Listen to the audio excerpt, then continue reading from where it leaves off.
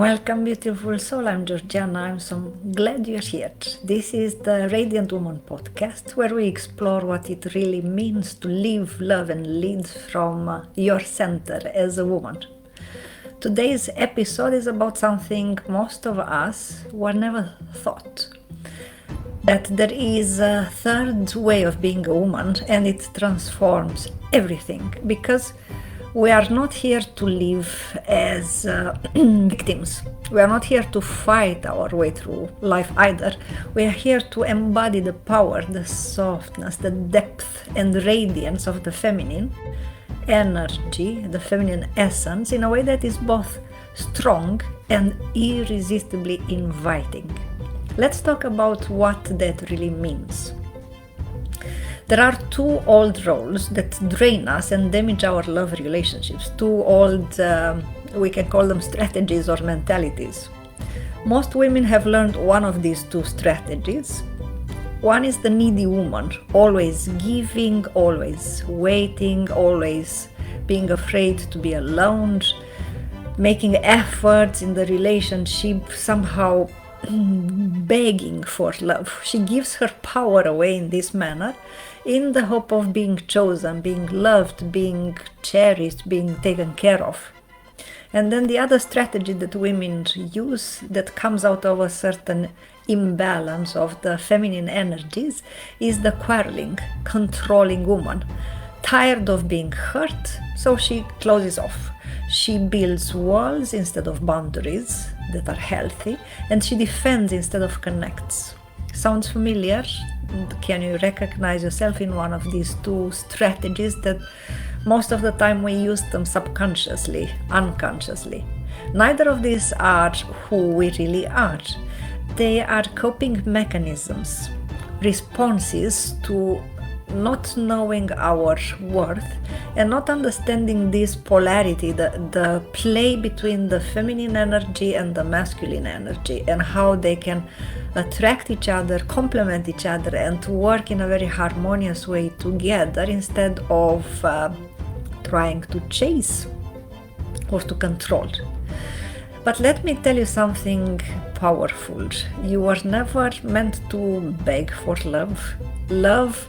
You cannot obtain love. You can, if you want to chase it, to beg for it, it will not work, because love happens organically.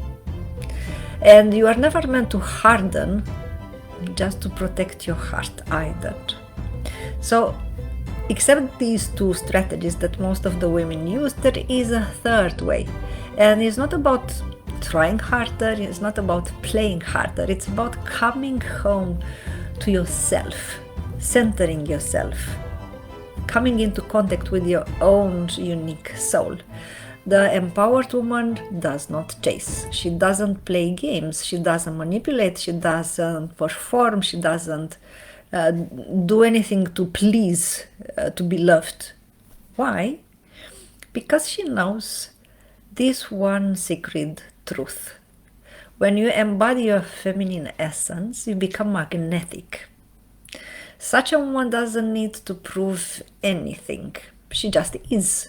She is soft and very gracious and inviting, but not weak. She is powerful, but not forceful or aggressive or controlling or demanding. She speaks truth without blaming, without pointing fingers. She says what she feels in a manner that is not blaming. She doesn't speak like, you hurt me, you made me feel in this way. She says, when you said this or when you did that, I felt. And the words she uses are not a diagnosis of the other one. It's not speculating about what the other one did. For example, if you say, I feel ignored, actually you say that the other one ignored you. So she can say, I feel sad, I feel troubled, I feel distressed, I feel angry. So she doesn't blame, she doesn't use a vocabulary of blaming. And here's the secret. When you live as a woman from this place, you will not attract the wrong man, so to say. They will simply fall away because your energy no longer matches drama, confusion, lack of commitment, immaturity, irresponsibility, playing games, manipulating. Your energy is very centered, is very powerful, full of dignity, full of integrity, full of playfulness, softness. It becomes very inviting. It has a high value that attracts a high value man. So you need to take your power back. Let's be honest, many of us gave our power away to men without even realizing it. We changed ourselves in order to fit in, to be loved, to be desired. We swallowed our feelings just to be liked. We kept quiet when we were hurt without saying how we feel or what we need.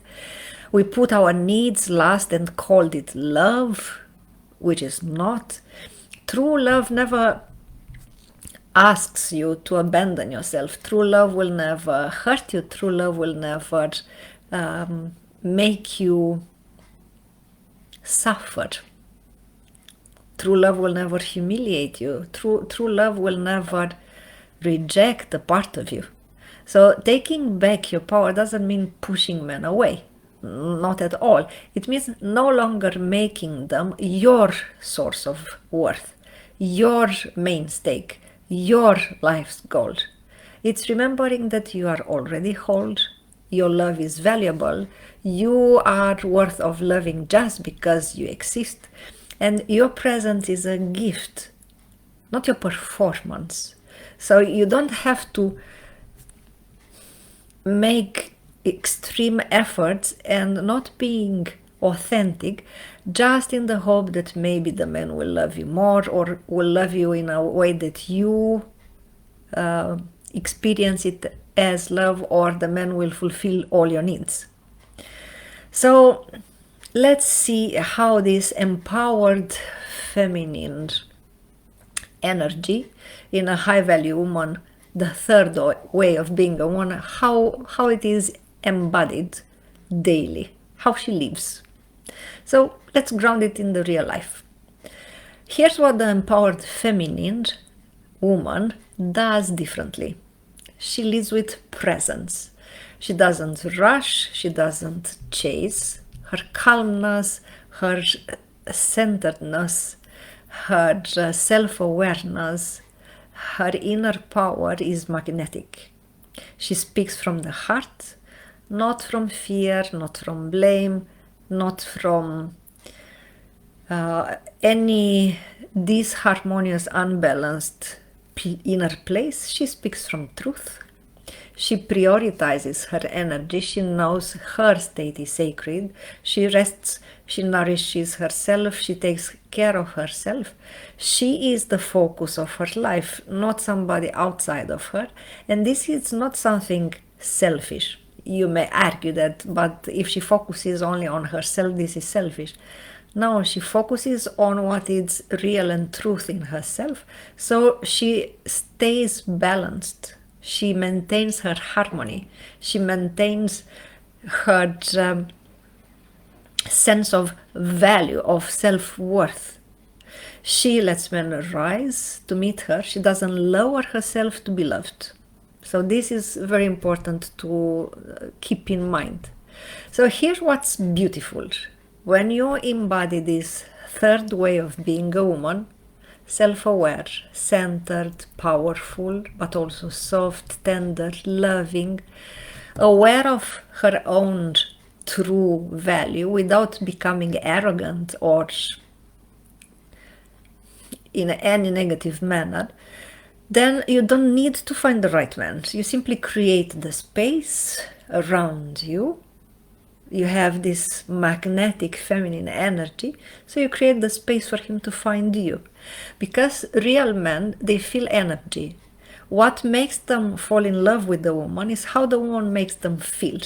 When they feel that the woman is balanced and harmonious in herself, that she doesn't demand anything, she doesn't expect anything from him, she is simply relaxed there and self-aware and soft, and allows him to be himself, this is what will attract them very much. The right man won't be drawn to neediness, drama, or control, manipulation games.